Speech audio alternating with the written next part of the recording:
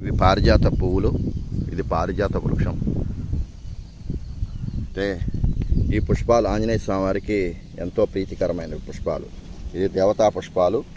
అయితే సహజంగా పుష్పాలు ఏవైనా నేల మీద పడి ఉంటే అవి ఏ దేవతలకి కూడా అర్చనలో వినియోగించరు, లేదా మాలగా కూడా కట్టరు. కానీ ఇవి దేవతా వృక్షానికి సంబంధించిన పుష్పాలు కాబట్టి నేలమైన పడినా కూడా వీటికి దోషం ఉండదు. స్వామివారు ఆంజనేయ స్వామివారు పారిజాత వృక్షం యొక్క మొదల్లో కూర్చొని విశ్రాంతి తీసుకుంటూ ఉంటారు.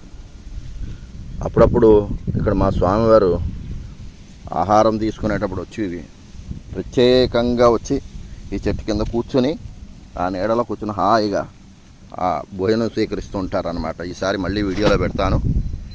ఓం పారిజాత ద్రుమాలస్తాయ నమః. ఓం పారిజాత ద్రుమాలస్తాయ నమః. ఓం పారిజాత ద్రుమాలస్తాయ నమః. ఓం పారిజాత ద్రుమాలస్తాయ నమః. ఓం పారిజాత ద్రుమాలస్తాయ నమః. ఓం పారిజాత ద్రుమాలస్తాయ నమః. ఓం పారిజాత ద్రుమాలస్తాయ నమః. ఓం పారిజాత ద్రుమాలస్తాయ నమః. ఓం పారిజాత ద్రుమాలస్తాయ నమః. ఓం పారిజాత ద్రుమాలస్తాయ నమః. ఓం పారిజాత ద్రుమాలస్తాయ నమః. ఓం పారిజాత ద్రుమాలస్తాయ నమః. ఓం పారిజాత ద్రుమాలస్తాయ నమః. ఓం పారిజాత ద్రుమాలస్తాయ నమః. ఓం పారిజాత ద్రుమాలస్తాయ నమః. ఇవి కొన్ని వేలు పుష్పాలు ఉంటాయి, ఇప్పుడు రాలిపడినవి. ఈ పుష్పాలతో ఆంజనేయ స్వామి వారి పంచముఖాలు కూడా,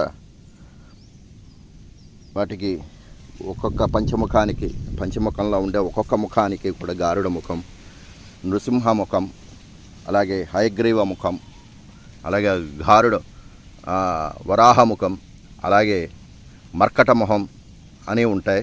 ఈ మర్కట మొహాలు, ఈ 5 ముఖాలకి బట్టి కూడా అష్టోత్తరాలు ఉంటాయి.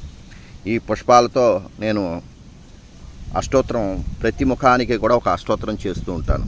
అందుకోసం ఈ పుష్పాలు జాగ్రత్తగా ఏరుకుంటున్నాను. జై శ్రీరామ్, జై శ్రీరామ్, జై శ్రీరామ్, జై శ్రీరామ్, జై శ్రీరామ్, జై శ్రీరామ్, జై శ్రీరామ్, జై శ్రీరామ్, జై శ్రీరామ్, జై శ్రీరామ్, జై శ్రీరామ్, శ్రీరామ్.